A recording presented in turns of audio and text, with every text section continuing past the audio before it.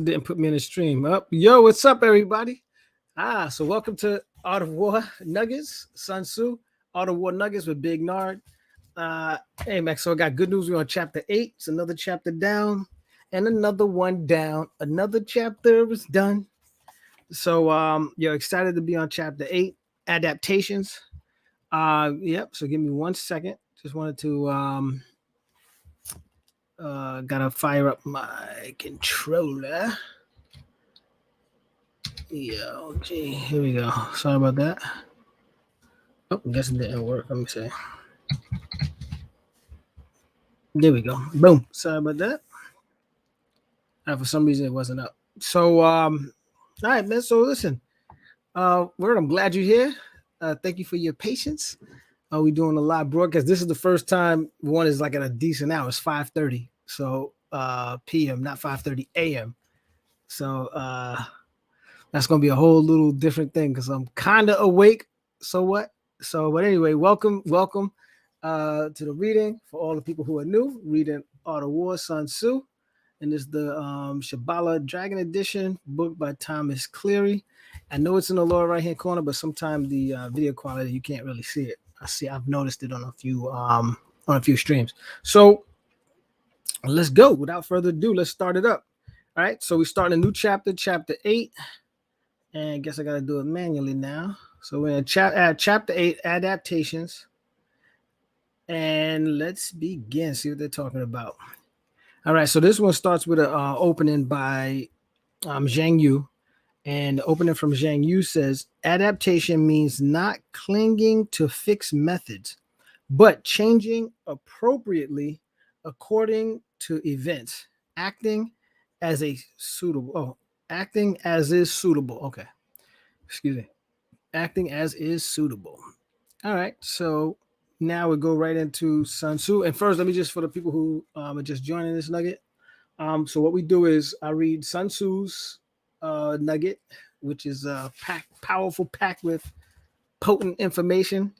And then I'll give you my what I perceive it. And I'm doing these in real time. Like, so this is like my real perception. So some of them, it is what it is. Man. Whatever at the time I'm thinking is what I'm translating as I'm reading it. So you get my Bernarderisms or Big Narderisms, and then I read the other warriors at that time. Sun Tzu, back in 2,500 years ago, I think it's 500 BC, when he was around, a warrior, commanded 30,000 troops and defeated a army of 300,000 and never lost a battle, according to my research, right? So, all right, so let's begin. So we got to hit Sun Tzu. And so, and we're on page 125, as you can see. So the general rule for military operation is that the military leadership receives the order from the civilian leadership to gather armies. Let there be no encampment on difficult terrain. Let diplomatic relations be established at borders. Do not stay in barren or isolated territory. When on surrounded ground, plot. When on deadly ground, fight. All right, man. So the general, I got to reread that because that was a pretty big one. Is that the military leadership receives order from the civilian leadership. All right, so we know that is pretty much the civilian leadership is the politicians and everybody and the people actually determine war. If we go to war, and then the military are the ones that follow the orders of the leadership. So then it says, let there be no encampment on difficult terrain. Yes, so do not encamp on difficult terrain, which makes sense because the terrain is very important. Let diplomatic relations be established at borders. Now that part,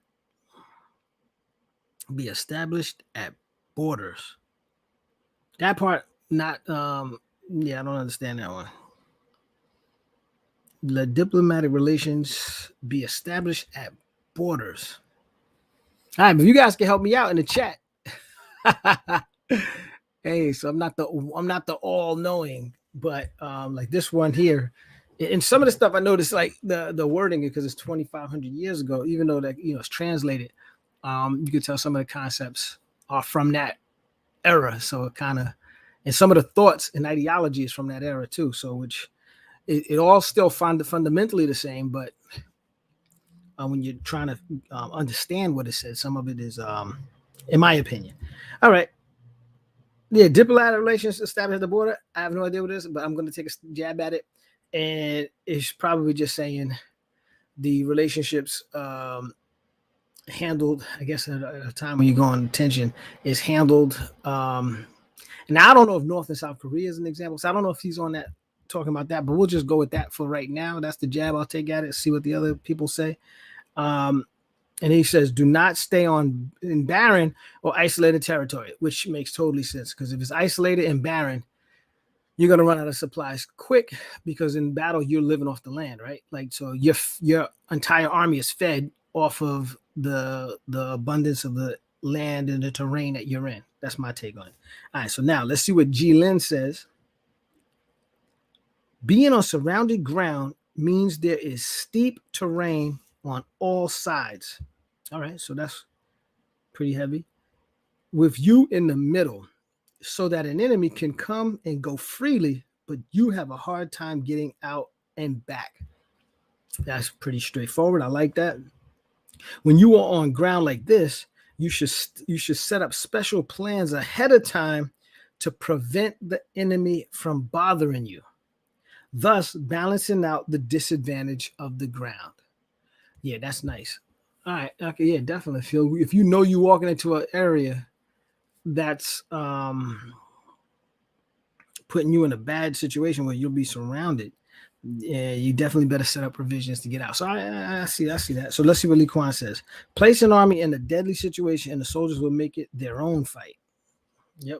So no way out. You're gonna go all the way out. So that's their take on it. So now we go. We're still on page 125. Master Sun. There are routes not to be followed, armies not to be attacked, citadels not to be besieged, territory not to be fought over, orders of civilian governments not to be obeyed. Nice. Right, that's some heavy stuff right there, brother. Yep, routes not to be followed. And I like to use Call of Duty. So, you know, the art of war zone, so to speak. But I like to use Call of Duty references because I like playing Call of Duty. So as a result of this, excuse me, I'm more connecting to Call of Duty. So, you know, like I said, we'll be doing the Golden Nuggets where I'll be explaining with the Call of Duty game and connecting it to the art of war, like some of the major quotes that Sun Tzu said, connecting them to Call of Duty. So I'm definitely going to be coming out with that when we finish the book. That'll be like the little next nugget. They'll be called Golden Nuggets. So far, that's the comment right now. All right. So when he says the routes not to be followed, correct. Armies not to be attacked, citadels not to be besieged, territory not to be fought over, orders of civilian governments. Now, I agree with this in the sense that there's times that you don't take an enemy when it's not to your advantage. Any of the things that are not to your advantage, you don't do, regardless, because unless you have to, right? So for the most part, you always want to have an advantage every step you take. And then if you do not have the advantage, it's because you're forced to have the advantage. I mean, you were either out thought or out thunk. The word I'm just saying, but if they out thought you, like you was you and your team were outwitted, so to speak. So and then you're forced, or they forced your formation as opposed to you're forcing their formation, which happens time to time. That's when adaptation, which is the main part of the chapter 8, that's when you have to adapt to survive that environment or that situation. And you have to adapt quickly. So Lee Kwan, that's my take. Excuse me. So Lee Kwan is saying, if there are narrow straits along the way and there may be ambush attacks, that road should not be taken. That's a time to not take a road. So Du Mu said, don't attack crack troops, and crack troops are elite troops. Don't try to stop a returning army. Don't press a desperate enemy. Don't attack a ground of death. And if you are strong and the enemy is weak, don't strike their vanguard, lest you frighten the rest into retreating. Yep.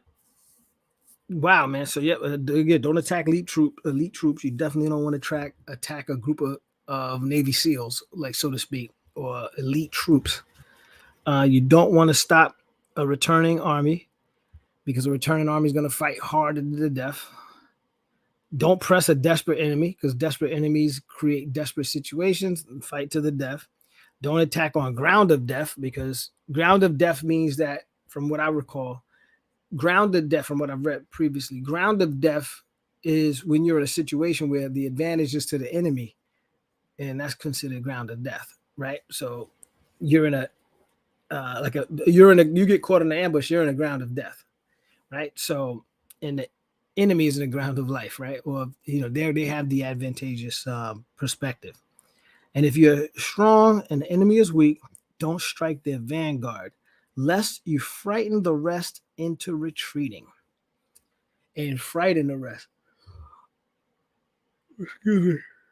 Oh, excuse me. Yeah, so those are situations. That's my take on it. So I'm just basically, my take on it is just reiterating what he said. So I really didn't. My take is just pretty much rereading what he said. So Dumu says, "Don't attack crack troops." No, I'm sorry. Lee Kwan skipped. Oh wait, man, I forgot to move this. I'm sorry. Hold on a second. Let me see if I can do it this way. Nope, we gotta click it. Give me 1 second. Sorry about that. I haven't been moving these, and we went over a few of them. So let me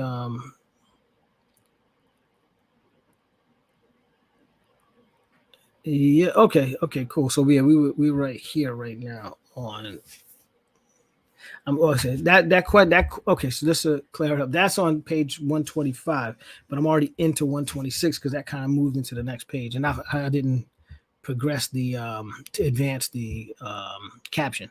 All right. So Lee Kwan said, if there are narrow straits along the way, and there may be ambush attacks, that road should not be taken. Cool. Dumu says, don't attack crack troops. Don't try to stop a returning army. Don't press. Is he repeating what the guy said? Don't press a desperate enemy. Don't attack a ground of death. And if you are strong, and did I just strike the vanguard lest you? Oh, okay. Lest you frighten the rest to retreating. Okay, got it, man. I thought he was rereading because after a while he was pretty good. It would almost sound like I was repeating what Sun Tzu said, but nah, that's totally different. Which is cool. Cao says it may be possible to strike an army, but not advisable because the lay of the land makes it hard to persist. To stay there would mean loss or of further gains. You'll lose gains. Present gains would in any case be slight, and a desperate army will fight to the death. Yep, that's what I was saying, man. You don't want to mess with a desperate situation. When a citadel is small and secure and has plenty of supplies, then do not besiege it. When a territory is of marginal benefit, it is as easy to lose it as it is to win. Then don't fight over it. When it is a matter of expediting your work, don't be limited to the command of the civilian leadership. Yeah, no, that's pretty heavy, man. So Cacao, I'm with you. Oh, Dumu said something again. All right, Dumu went back to Dumu. I guess Dumu was saying Wei Lao Ji said, weapons are instruments of ill omen. Conflict is a negative quality. Warrior leaders are officers of death with no heaven above, no earth below, no opponent ahead, and no ruler behind. Man, that's some heavy stuff right there, Dumu. He said weapons are instruments of ill omen. I'm repeating that one. He says conflict is a negative quality, 100%. Last thing you want to do. Conflict is a last resort, man. A lot of people take it as a first resort, and it basically depends on your mindset. I remember when I was younger, man, I used to have the mindset of war first, right? Fight first, ask questions later. That's like shoot first, ask questions later. I had that mindset, and I guess but what happens is as you develop, you definitely want to put that mindset behind you, because conflict is totally unnecessary for the most part.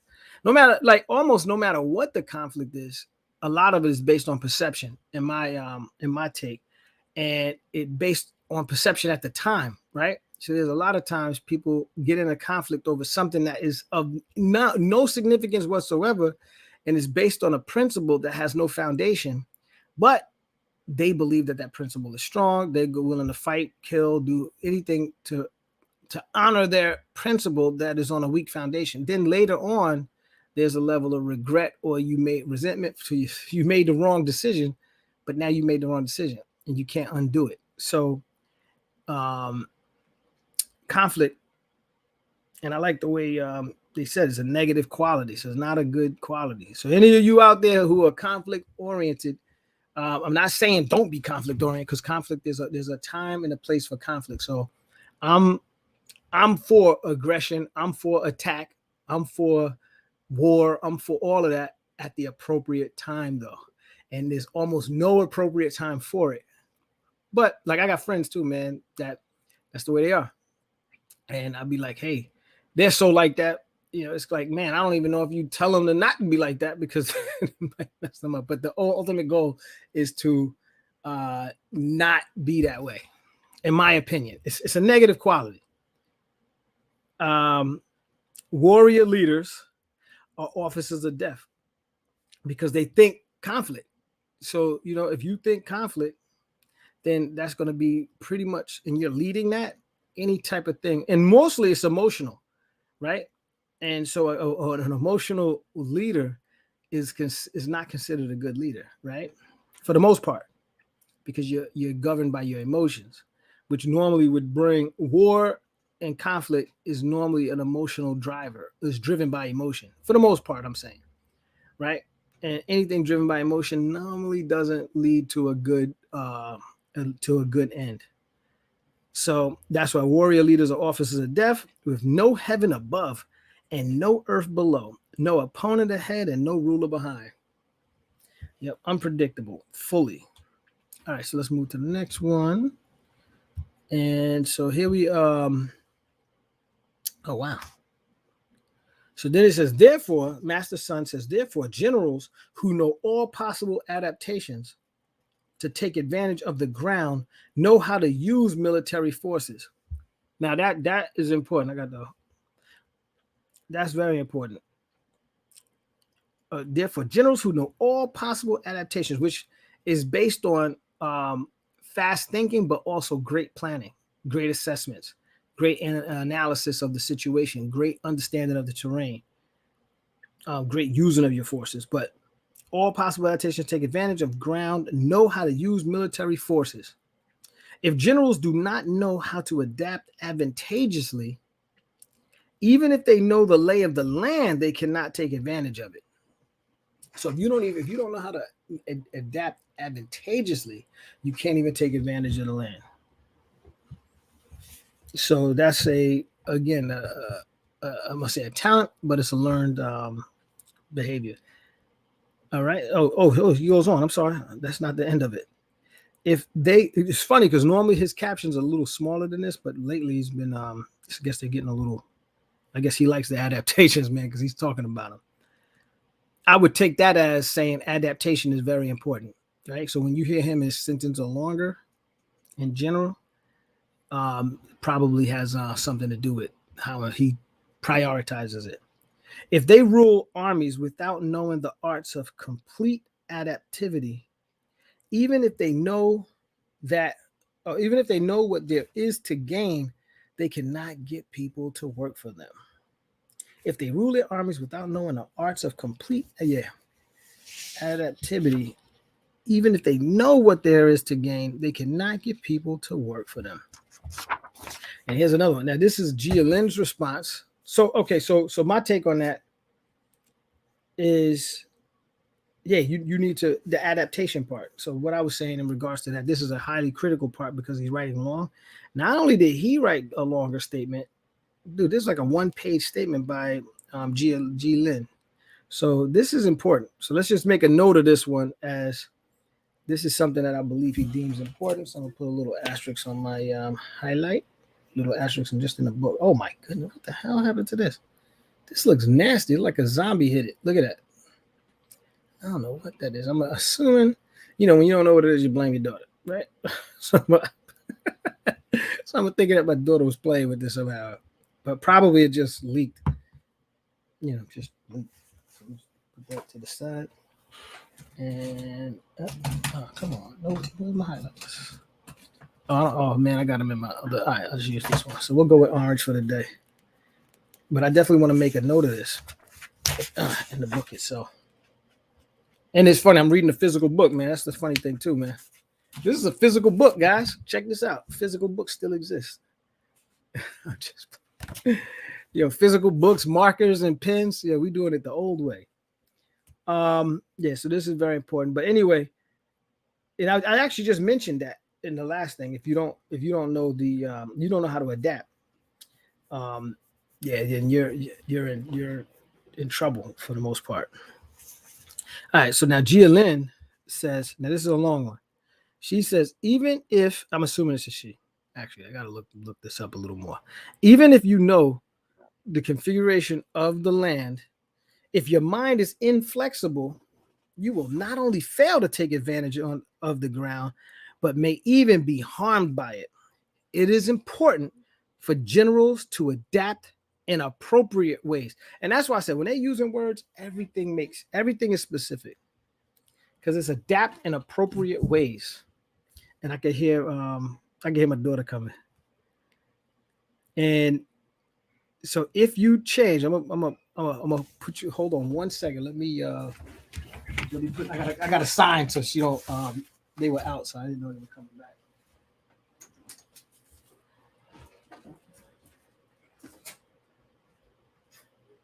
Hey guys. Hey gang. Hey, I'm broadcasting, right? I'm broadcasting.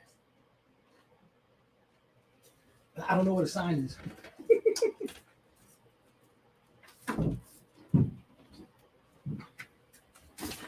Hey, sorry about that.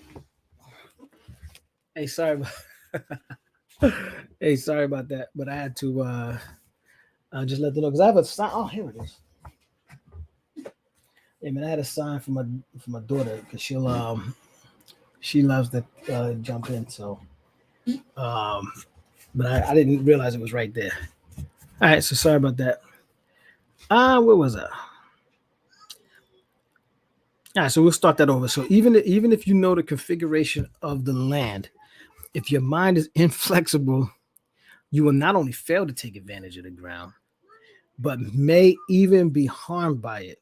It is important for generals to adapt in appropriate ways. And then that's where I was going at it. Appropriate ways. Like their wording, which I like, is they're keen in their wording.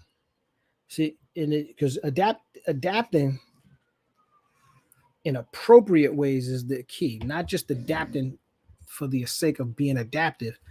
It's making appropriate adaptations. Actually, I like this. I like this orange. This light's good. This highlighter light's really good. If you can change the momentum of forces, then the advantage does not change. So the only ones who get hurt are others. If you can change with the movement of forces, then the advantages does not change. Okay, there we go. This did talk. She's pushing on I'm saying but she's pushing on adaptation. And here she's saying if you change with the momentum of forces, then the advantage does not change. Yeah. So if you're able to adapt, you nullify any of the advantages that would be a gain by the forces gains of momentum. So the only one who gets hurt are others. Therefore, it is no constant structure. If you can fully comprehend this principle, you can get people to work. Yeah, so if you can fully comprehend that, then you're able to get people to actually work for you. And see, that's when they're talking about being formless. See, like she got a good explanation of all of this because there is no constant structure That's what being formless is. Like adapt, that when they use the water, water fills the cup. Water takes on the shape of the vessel that is put into. So then she goes on to say, I'm just gonna call Gia. Yo, Gia, Gia is she now. It's whatever pronoun you want to add to Gia is Gia, right? So in any of these, you can add whatever you want. To me, I was just watching something and just wanted to make that thing. So adaptation means things like avoiding a convenient route when it is realized that it has features that lend themselves to ambush. Man, this is good, bro. I like this. You avoiding a convenient route. And then it says not attacking a vulnerable army when it is realized that the army is desperate and bound to fight to the death. Now the funny thing about this, if you notice, these are warriors and generals. They always comment on not fighting, right? And they're talking in retreat, as when I say retreat, but in a intelligent retreat. Let's put it that way. They're saying don't even fight. Yo, back out. If you see something that's not cool, get the hell out of there. Now, when we playing Call of Duty, this morning. I'm gonna say last month. This morning we were playing, and we were over by the chemical plant, and we were getting destroyed. I think this happened even the day before too. Man, we were getting destroyed, and finally we had to get the hell up out of there. The same thing happened last week, but this one is this morning, the same situation. Man, we had to leave. Man, we got the hell up out of it. We took off and ran, and we lived. Did we win that one? I don't know if we won that one, but I know the same situation happened again, and we actually won the game. But anyway, not besieging an isolated and vulnerable city when it is realized that it has abundant supplies, powerful weapons, smart generals, and loyal administrators. So there is no telling what might happen. It says not besieging an isolated and vulnerable city when it is realized that it has abundant supplies, powerful weapons, smart generals, and loyal administrators. So there's no telling what might happen. And they always say know the outcome before you start. So that's a perfect example. Not fighting over territory that could be contested when it is realized that even if it were won, it would be hard to keep. So you don't fight over territory that even if you win, it's not even worth it. And that, like I said, that happens all the time now. When I'm playing, because of this book, when I'm playing Call of Duty, there's times when the guys are fighting. I'm like, guys, what are we doing, man? We got all of the supplies here. Let's go get our equipment. Let's go get all of our upgraded equipment. Why are we sitting here fighting? So I'll see the person, they trying to shoot back at us. I said, you know what? Let them go. So what they shot at us. Because normally when somebody shoots at you, you have an inkling to attack back. And then you have to control that and say, hey, you know what? Hey, it doesn't matter. It's very hard for you to shoot us. So the odds of you doing any damage to us is unlikely. Us trying to shoot you when we have everything we need to get all of the supplies we need so we can become have an even greater advantage. So there's no advantage. The trade-off is null.